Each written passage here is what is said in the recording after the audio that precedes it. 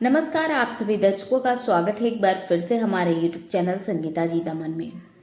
दोस्तों, आज के इस वीडियो में हम बात कर रहे हैं स्वामी प्रसाद मौर्य के बारे में। जहां दोस्तों स्वामी प्रसाद मौर्य जो लगातार उत्तर प्रदेश के सियासत में चर्चाओं में बने हुए हैं, सुर्खियों में बने हुए हैं स्वामी प्रसाद मौर्य। दोस्तों, वीडियो में आगे बढ़ने से पहले मैं आप सभी दर्शकों से रिक्वेस्ट करना चाहती हूं कि अगर आपने चैनल को सब्सक्राइब नहीं किए हैं तो प्लीज़ चैनल को सब्सक्राइब करें और वीडियो को बिना स्किप किए लास्ट तक ज़रूर देखिए। अगर आपको हमारी वीडियो अच्छी लगती है तो प्लीज़ वीडियो को लाइक कीजिए और चैनल को सब्सक्राइब कीजिए और अपने दोस्तों में वीडियो को ज़्यादा से ज़्यादा शेयर कीजिए। दोस्तों, चलिए वीडियो में आगे बढ़ते हैं। स्वामी प्रसाद मौर्य जो कि एक बार फिर से भारतीय जनता पार्टी को निशाने पर लिया है, भारतीय जनता पार्टी पर हमला बोलते हुए नजर आए स्वामी प्रसाद मौर्य। जिस तरीके से सीएम योगी आदित्यनाथ का जो बयान सामने आया था बांग्लादेश को लेकर, उस पर स्वामी प्रसाद मौर्य अपना प्रतिक्रिया देते हुए नजर आ रहे हैं और साथ ही साथ बहन कुमारी मायावती और अखिलेश यादव को लेकर स्वामी प्रसाद मौर्य ने बड़ी बात कह दी है। जी हाँ दोस्तों, देखिए इस वीडियो में कि स्वामी प्रसाद मौर्य कैसे बहन कुमारी मायावती को लेकर जो गेस्ट हाउस कांड हुआ था उस पर स्वामी प्रसाद मौर्य ने बड़ी बात कह दी है। इस वीडियो को पूरा लास्ट तक और केंद्र में भी भाजपा की ही सरकार है। माननीय मोदी जी देश के प्रधानमंत्री हैं और साथ ही साथ विदेश मंत्री भी होता है। तो बांग्लादेश में यदि अल्पसंख्यक हिंदुओं पर, बौद्धों पर, जैनों पर, सिखों पर कोई भी जनजातीय अत्याचार हो रहा है, हत्याएं हो रही हैं, आगजनी हो रही है, विदेश मंत्री क्या कान में तेल डाल करके बैठे हुए हैं क्या? इसके लिए क्या माननीय प्रधानमंत्री जी को दिखाई नहीं पड़ रहा है क्या? माननीय प्रधानमंत्री जी और देश के विदेश मंत्री जी इसके लिए अस्थित हैं। आम जनता कैसे उनसे बात कर सकती है? इसलिए अपनी सरकार के नाकामयाबी को आम जनता पर थोपने की गलती करके माननीय मुख्यमंत्री जी अपनी असफलता कोशिश कर रहे हैं। मुख्यमंत्री योगी आदित्यनाथ ने हिंदू विभाजित हो रहे हैं, इसी तरह से बांटे जाएंगे तो भविष्य में काटे जाएंगे। इसके लिए भी भाजपा की सरकार जिम्मेदार है।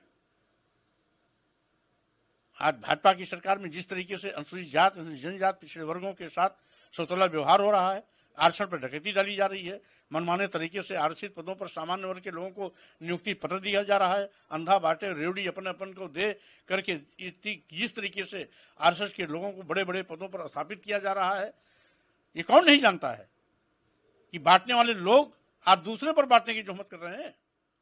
वोट लेने के लिए हिंदू और आरक्षण पर डकैती डालने के लिए हम हिंदू नहीं हैं। हमारे आरक्षण को खत्म कर रहे हैं, उसमें हम हिंदू नहीं होते क्या? अनुसूचित जाति, अनुसूचित जनजाति और पिछड़े वर्ग का उस व्यक्ति उसमें हिंदू नहीं होता। जब आरक्षण लागू करने की बात आती है और जब वोट लेना होता तो हिंदू हो जाता है। बांटता कौन है?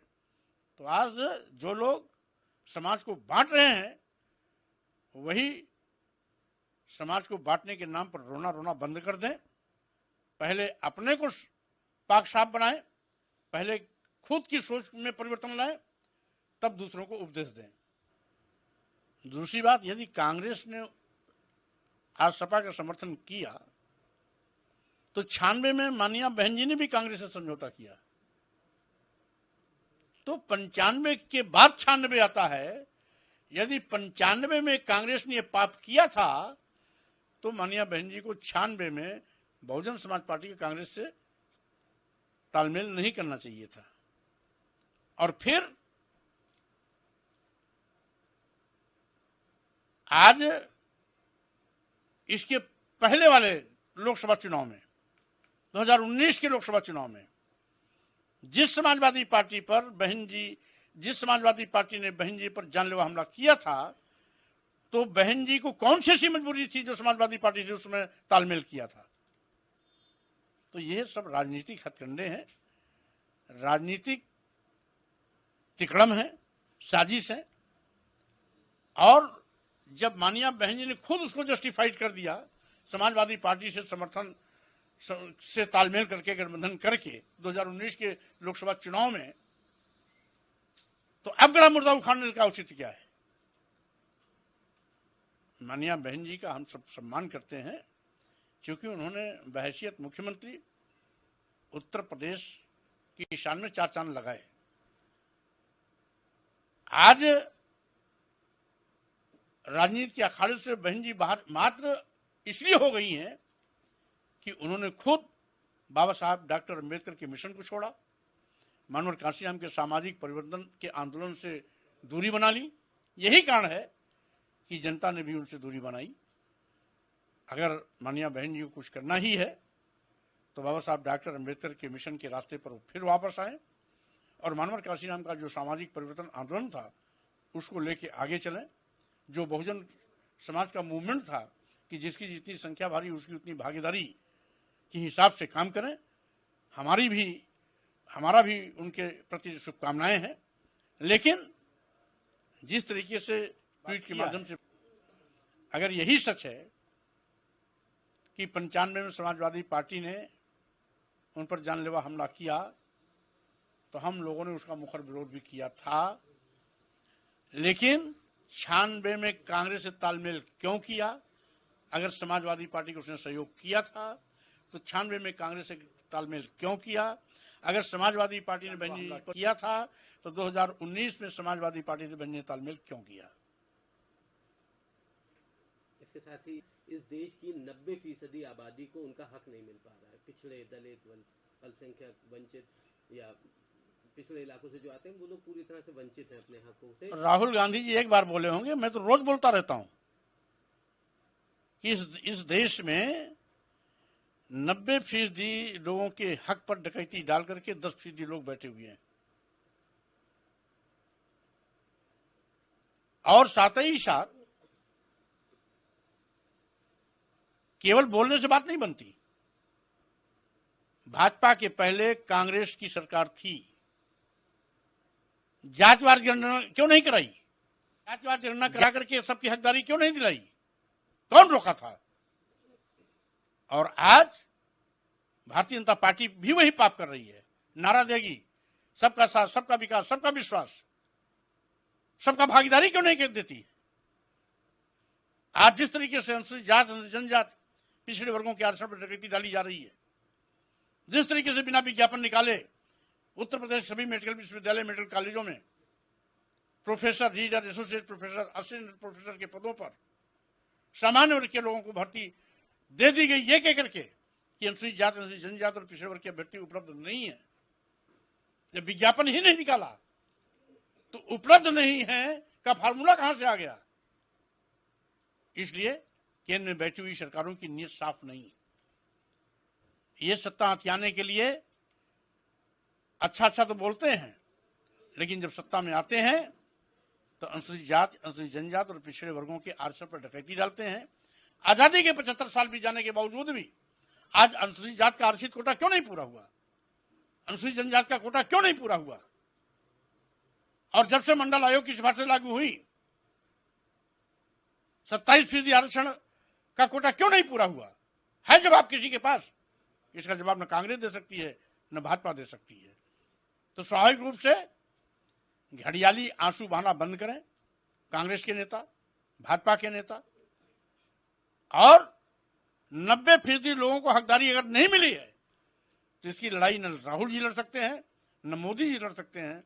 ये 90% आबादी ही जिस दिन ठान लेगी, सड़क पे आएगी, इन सबको सत्ता से बाहर भी करेगी और साथ ही साथ अपना हक भी लेके रहेगी। सीधे नहीं देंगे, आंदोलन से देना पड़ेगा। इसलिए ये लोग सस्ती लोकप्रियता हासिल करने के लिए हीरो बनने के चक्कर में मीठी मीठी बात तो करते हैं, लेकिन लंबे अरसे तक सत्ता में रहने वाली कांग्रेस ने आखिर आरक्षित कोटा क्यों नहीं पूरा किया? सबका साथ, सबका विकास नारा देने वाले, लक्ष्य लुभावने नारे देने वाले Bharatiya Janata party double engine की सरकारों ने अपनी सरकार में विशेष अभियान चला करके आरक्षण कोटा क्यों नहीं पूरा किया? आरक्षण कोटा तो आरक्षण कोटा पूरा करना तो दूर, 69,000 शिक्षकों की भर्ती में पिछड़ा वर्ग आयोग भारत सरकार ने आरोप लगाया, पत्र लिखा मुख्यमंत्री योगी जी को कि 18,000 आरक्षित पदों पर सामान्य वर्ग के लोगों को भर्ती दे दी गई और आरक्षित वर्ग के पिछड़े अनुसूचित जाति के लोगों को वंचित कर दिया गया। आज double bench high court Allahabad ने अभी अभी एक निर्देश दिया कि आरक्षण नियमों का पालन करते हुए 3 महीने के अंदर नई सूची पेश करें और आरक्षित वर्ग के वो अभ्यर्थी जो चयनित हुए थे, नियुक्ति पर से वंचित कर दिए गए, उनको तत्काल न्याय दिया जाए, नियुक्ति दिया जाए। अब देखिए सरकार फिर क्या करती है। तो सही मायने में ये सब एक ऐसी डकैतों की टीम है जो आरक्षण पर साजिश के तहत डकैती डाल रहे हैं। अनुसूचित जाति के भी आरक्षण पर, अनुसूचित जनजाति के भी आरक्षण पर, पिछड़ों के भी आरक्षण पर। इसलिए अपने आरक्षण को बचाने के लिए, संविधान को बचाने के लिए, हकदारी के लिए अब ये 90% आबादी को सड़क पर निकलने की आवश्यकता पड़ेगी यदि सरकारें इसी प्रकार से पहाड़ा पढ़ाने की कोशिश करती